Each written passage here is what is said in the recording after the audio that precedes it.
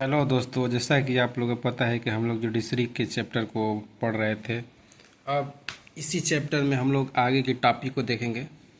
ये देखा गया था what is the role of the judiciary. Judiciary का क्या रोल होता है अपने देश में, अपने डेमोक्रेटिक कंट्री में। नेक्स्ट टॉपिक है upholding the law and enforcing fundamental rights. Every citizen of India can approach the Supreme Court or the High Court if they believe that their fundamental rights have been violated। मतलब देश के जितने भी लोग हैं, चाहे जितने भी नागरिक हैं, उन लोगों को लगता है कि हमारे जो भी अधिकार है, अधिकारों का हनन हो रहा है या शोषण हो रहा है, तो इन स्थिति में वे सब क्या करते हैं कि अपने क्षेत्राधिकार से हाई कोर्ट में या सुप्रीम कोर्ट में जा करके वहाँ अपनी दलील को रख सकते हैं कि जो भी सर हमारे जो भी अधिकार है, हमारे अधिकार को इस तरीके से इनक्रोच किया जा रहा है, उसको कम किया जा रहा है, उसको हनन किया जा रहा है, उसको वायलेट किया जा रहा है, वो इस तरीके से जा कर के वहाँ अप्रोच किया जा सकता है। For example, in the class 8 book you read about Hakim Sheikh, an agricultural labourer who fell from a running train and injured himself and whose condition got worse because several hospitals refused to admit him। जैसा कि 7 class में आप लोग पढ़े होंगे कि एक हाकिम शेख था जो एग्रीकल्चरल लेबर मतलब एग्रीकल्चर एक्टिविटीज़ में काम किया करता था, जो मतलब ट्रेन से गिर गया और गिरने के बाद चोटिल हो जाता है, अधिक से अधिक चोट लग जाता है, जिसके वजह से उसको किसी भी हॉस्पिटल में एडमिट नहीं किया जा रहा है। सारे हॉस्पिटल वाले उसको रिफ्यूज़ कर जाते हैं, डिनाइड कर जाते हैं कि I can't admit you in my hospital. In such a condition he can approach to the judiciary system और court. On hearing his case, the Supreme Court ruled that Article 21, which provides every citizen the fundamental right to life, also includes the right to health। और ये जा कर के supreme court में जब इसके ऊपर सुनवाई होता है तो आर्टिकल 21 का इसमें दलील दिया जाता है कि आर्टिकल 21 के तहत जितने भी हमारे देश के नागरिक हैं, सारे लोगों का अपना एक फंडामेंटल राइट होता है, मौलिक अधिकार है कि वो क्या करें, किसी भी हॉस्पिटल में जा कर के अपने हेल्थ का ट्रीटमेंट करा सके, चेकअप करा सकते हैं, वहाँ पे अपने जा कर के हेल्थ इश्यू को ठीक कर सकते हैं देश के किसी भी हॉस्पिटल में, किसी भी क्लिनिक में। If therefore directed the West Bengal government to pay him compensation for the loss suffered as well as to come up with a blueprint for primary health care with particular preference to treatment of patients during an emergency। ठीक है। और इसके अलावा जो भी चीज़ें होती हैं उस तरीके से अगर घटती हैं तो सरकार के द्वारा भी कहीं ना कहीं कंपनसेशन मतलब मुआवजा भी दिया जाता है। और डायरेक्ट किया गया था वेस्ट बंगाल गवर्नमेंट को कि for this you will have to pay him compensation for the loss suffered by the injured person. जो भी उसके द्वारा लॉस सफ़र किया गया है उसको कहीं ना कहीं क्षतिपूर्ति के लिए पैसा देना होगा, मुआवजा देना होगा। ये साथ साथ ये भी कहा जाता है। इस तरीके से हमारे देश में ये काम करता है। देखिए यहाँ पे साइड में दिया गया है, ये हमारा देश का सुप्रीम कोर्ट है, supreme court of India. The supreme court was established on 26 जनवरी 1950, the day India became a republic. जिस दिन हमारा देश रिपब्लिक हुआ था, गणतंत्र हुआ था, उसी दिन हमारे देश में ये सुप्रीम कोर्ट का इस्टेब्लिशमेंट भी किया गया था, 26 जनवरी 1950 को। The federal court of India, इससे पहले इसको फेडरल कोर्ट कहा जाता था। 1937 it was earlier located in the chamber of princes in the parliament house. It move to its present building on Mathura road in New Delhi in 1958 और 1958 में इसको वहाँ से रिप्लेस कर दिया गया था। अब यहाँ पे हम लोग देखते हैं ये क्या चीज़ें दिया गया है। जैसे with the help of your teacher file in the blank spaces in the below. जैसे कि टाइप ऑफ डिस्पॉट, इस तरीके का विवाद है और उसको कहाँ पे डील किया जाता है। जैसे between centres and the state, तो इसको कहाँ पे डील किया जाएगा, कहाँ पे इसकी सुनवाई होगी, supreme court. Dispute between two states, ठीक है, दो स्टेट्स के भी बीच अगर डिस्प्यूट होता है, कोई फाइट होता है, कोई गतिरोध होता है, स्टैंड ऑफ होता है।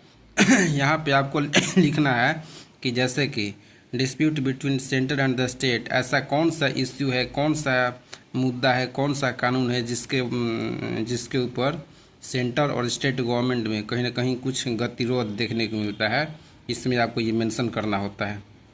अगर टू सिटीजन्स के बीच कुछ डिस्प्यूट होता है, मान के चलिए कि अगर लैंड प्रॉब्लम है, लैंड का बंटवारा हो, डिवीज़न हो या और भी कोई प्रॉब्लम है, तो इसमें भी लोअर कोर्ट जा सकता है। अगर उसमें एक के पक्ष को उसमें कहीं ना कहीं सेटिस्फैक्शन नहीं मिलता है तो लोअर कोर्ट से फिर ऊपर चला जाता है हाई कोर्ट, वहाँ पे फिर जा कर के अपना हियरिंग शुरू करवाता है। हाई कोर्ट जाने के बाद वहाँ से जजमेंट होता है। हो सकता है कि वहाँ भी उसको सेटिस्फैक्शन ना मिले तो जा कर के एपेक्स कोर्ट, सुप्रीम कोर्ट, वहाँ जा कर के भी अपने केस को वो कैरी कर सकता है। वहाँ से जो भी डिसीजन आएगा वो उसको मानने के लिए बाइंड अप होगा, ठीक है, मजबूर होगा, क्योंकि सुप्रीम कोर्ट का सुप्रीम डिसीजन होता है। अब उसके ऊपर कोई नहीं जा सकता है। जो भी डिसीजन कर दिया गया उसी को फेयर मान लिया जाता है और उसी को एक्सेप्ट एनी हाउ करना पड़ता है। What is an independent judiciary. अब इसमें हम लोग देखेंगे कि इंडिपेंडेंट का मतलब क्या होता है। फ्री, स्वायत्त संस्थाएं होती हैं। इंडिपेंडेंट मतलब स्वतंत्र। स्वतंत्र न्यायपालिका क्या होती है, इसके बारे में हम लोग समझने का प्रयास करेंगे। Imagine a situation in which a powerful politician has encroached on land belonging to your family. जैसे कि हम लोग पता है कि जो भी देश के पॉलिटिशियंस लोग होते हैं वो तो ऐसे भी बहुत पावरफुल होते हैं, धन भी होता है, उनके पास बल भी होता है और प्रशासन का भी कहीं ना कहीं सहयोग मिलता है। उनका एक उस तरीके का सोसाइटी डेवलप हो जाता है नितो बहुत बड़े बड़े लोगों के साथ। तो ये भी हो सकता है कि छोटे लोगों को वो इनक्रोच कर सकते हैं, ज़बरदस्ती किसी के लैंड को हड़प कर सकते हैं या उसके ऊपर अपना कब्जा जमा सकते हैं या उसको इनक्रोच कर सकते हैं। Within this judicial system, the politician has the power to appoint and dismiss a judge from his office. When you take this case to court, the judge is clearly partial to the politician. तो ये है, मतलब यही कहा जा रहा है। आपके परिवार से अगर किसी भी तरह का लैंड का इनक्रोच किया गया है किसी पॉलिटिशियन के द्वारा, हालांकि पॉलिटिशियन को अधिकार भी दिया गया है कि वो जा कर के संसद भवन में या विधानसभा में हमारे ही क्षेत्रों के लिए, अपने ही देश के लिए जा कर के वहाँ कानून भी सारे लोग मिल कर के बनाते हैं और कानून बनता है। तो कहीं ना कहीं उसमें क्या होता है, जो अपॉइंटमेंट होता है जजेस का, वो भी उनको कुछ हद तक पावर दिया गया है कि अपॉइंट किया जा सकता है उनके ऑफिस को। लेकिन जो भी जज वहाँ पे अपॉइंट होते हैं उनसे यही अपेक्षा की जाती है, यही आशा की जाती है, यही एक्सपेक्टेशन की जाती है कि they are partial to the politician, ठीक है। वो क्या होते हैं, पार्शियल होते हैं, मतलब निष्पक्ष रूप से पॉलिटिशियन के साथ रहते हैं। मतलब कोई इसमें ये नहीं होता है कि किसी की साइड लेने की जो प्रवृत्ति होती है, जो हैबिट होती है, वैसा हो। The control that the politician holds over the judge does not allow for the judge to take an independent decision. The control that the politicians hold over the judge does not allow for the judge to take an independent decision. अगर इस तरीके से कर दिया जाता कि politician या नेता लोग ही जज को अपॉइंटमेंट करते हैं तो क्या होता है, जो भी जज होते वे अपने डिसीजन को इंडिपेंडेंटली या फ्रीली नहीं कहीं ना कहीं दे सकते थे।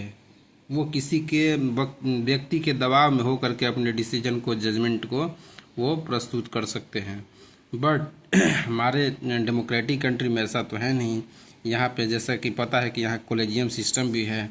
जजेस को अपॉइंटमेंट के लिए एक कमेटी बनाई जाती है, केवल जुडिशरी के द्वारा ही उसको अपॉइंट करने का अधिकार दिया गया है। इसमें सरकार की कोई इंटरफेरेंस नहीं होती है।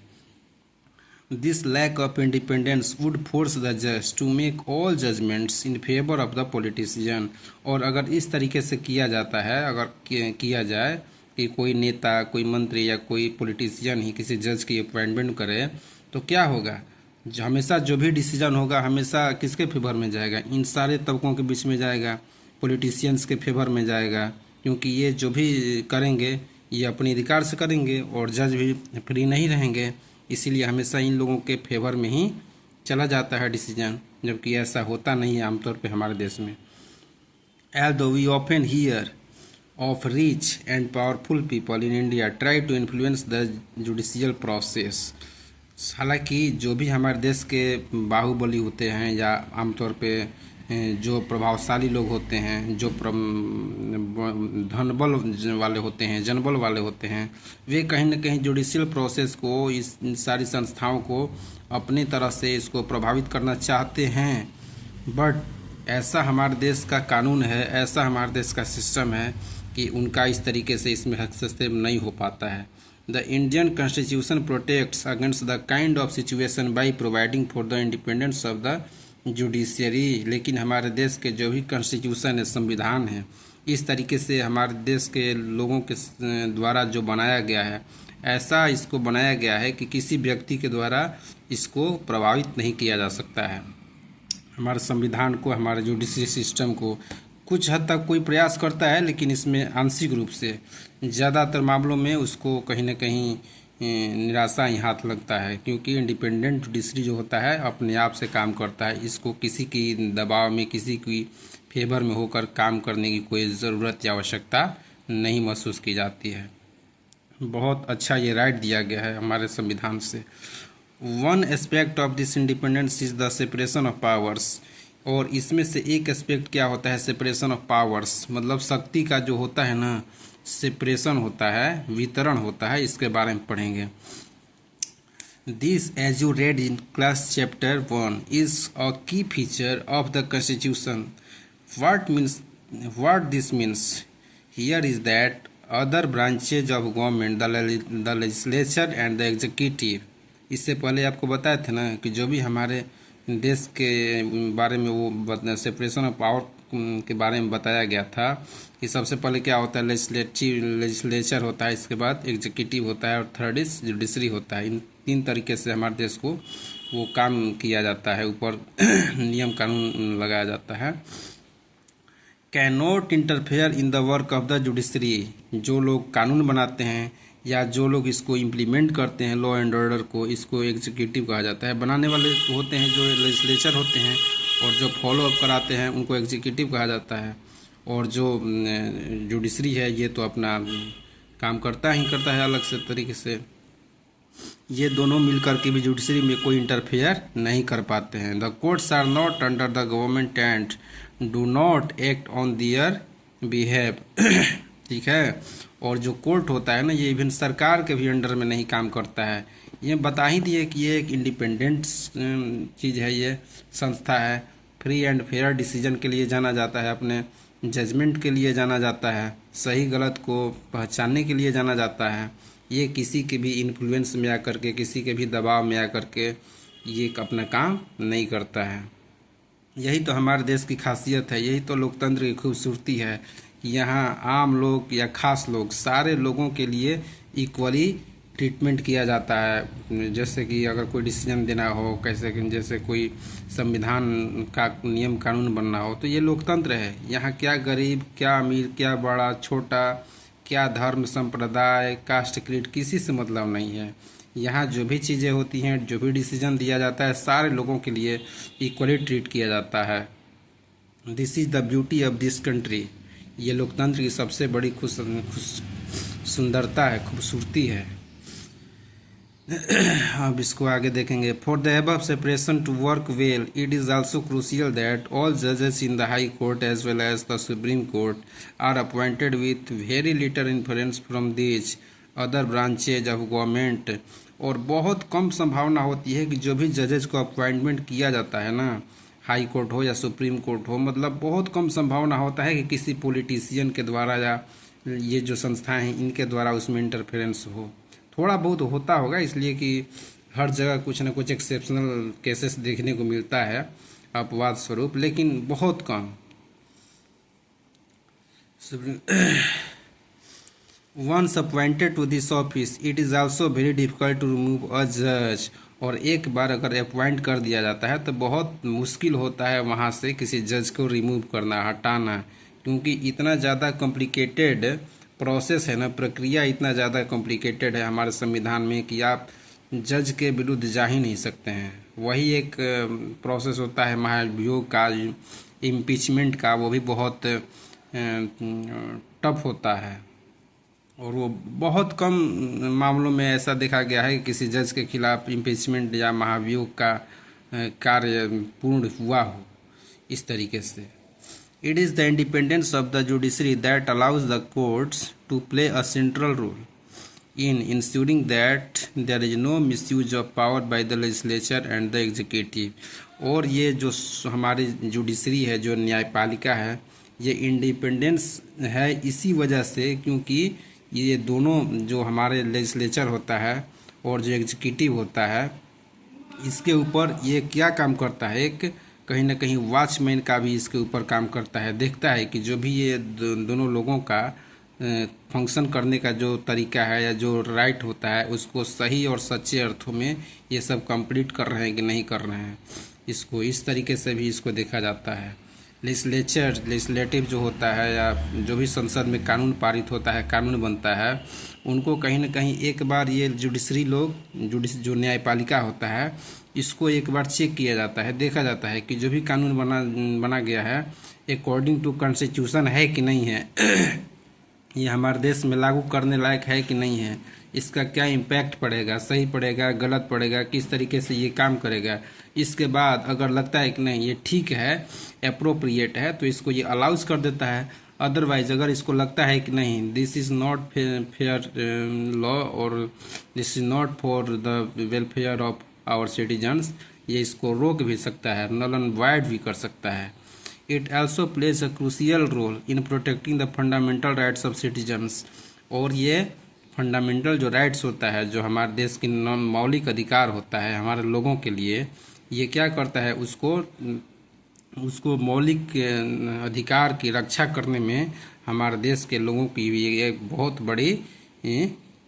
बड़ी ध्रुव का काम करता है, प्रोटेक्ट का काम करता है, बचाने का काम करता है, देखने का काम करता है of citizens, because anyone can approach the courts if they believe that their rights have been violated। क्योंकि अगर किसी को लगता है कि उसके अधिकार को कम किया गया है या शोषण किया गया है या हनन किया गया है, तो वे जा करके अपने कोर्ट में अप्रोच कर सकता है। सुप्रीम कोर्ट, हाई कोर्ट या लोअर कोर्ट में भी जा करके ये अपनी बातों को रख सकता है, क्योंकि वही सब तो इसको रक्षा करते हैं और वही सब इसको वो डिफाइन भी करते हैं।